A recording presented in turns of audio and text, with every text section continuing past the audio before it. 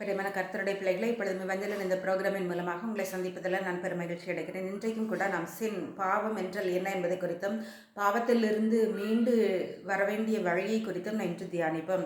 நீ நன்மை செய்யாதிருந்தால் பாவம் உன் வாசற்படியில் படுத்திருக்கும் என்று ஆதியாகமம் 4:7 கூறப்பட்டுள்ளது.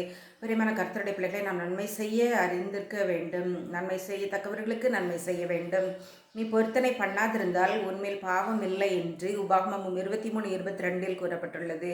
நாம் பொருத்தனை பண்ணினால் அதை செலுத்திவிட வேண்டும். அதை செலுத்தாமல் போனால் அது நமக்கு பாவமாயிருக்கும். அவன் செய்த பாவத்தின் நிமித்தம் அவனவன் கொலை செய்யப்பட வேண்டும் என்று உபாகமம் 24:16 கூறப்பட்டுள்ளது. எனவே பிரியமானவர்களை நாம் பாவம் செய்யும் பொழுது பாவத்திற்கான தண்டனை மரணம் என்பது வேதத்தில் கூறப்பட்டுள்ளது. பாவத்தின் சம்பளம் மரணம் என்று நாம் வாசிக்கிறோம் அல்லவா? பிரியமான கர்த்தருடைய பிள்ளைகளே, நானும் என் தகப்பன் வீட்டாரும் பாவம் செய்தோம் என்று நெகேமியா 1:6 நெகேமியா கூறுகிறதை நாம் காண்கிறோம்.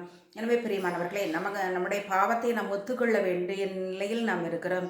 மட்டுமல்ல, சொற்களின் மிகுதியில் பாவம் இல்லாமற் போகாது என்று நீதிமொழிகள் 10:19 கூறப்பட்டுள்ளது. துன்மார்க்கர் போடும் வெளிச்சம் பாவமே என்று நீதிமொழிகள் 21:4 கூறப்பட்டுள்ளது. நாம் துன்மார்க்கராக இருக்கக்கூடாது பிரியமானவர்களை. தேவபக்தியின் வேஷத்தை தரித்து கொண்டு அதன் பலனை மறுதளிக்கிறவர்களாய் நாம் இருக்கக்கூடாது பிரியமானவர்களை. கர்த்தரிடத்திலிருந்து நாம் ஜெபித்து அற்புதங்களை பெற்றுக்கொள்ள நாம் கண்ணும் கருத்துமாய் இருக்க வேண்டும். மட்டுமல்ல, தீய நோக்கம் பாவமாம் என்று நீதிமொழிகள் 24:9 கூறப்பட்டுள்ளது.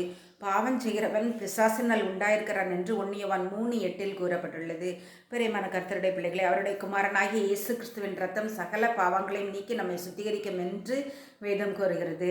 மட்டுமல்ல, எவனுடைய மீறுதல் மன்னிக்கப்பட்டதோ, எவனுடைய பாவம் மூடப்பட்டதோ அவன் பாக்கியவான் என்று சங்கீதம் 32:1 கூறப்பட்டுள்ளது. எனவே பிரியமானவர்களே, நாம் கர்த்தரிடத்தில் நம்முடைய பாவங்களை எல்லாம் சொல்லி அறிக்கையிட்டு அவைகளை விட்டுவிட வேண்டும் என்று வேதம் நமக்கு வலியுறுத்துகிறது. நாம் ஜெபிப்போமா?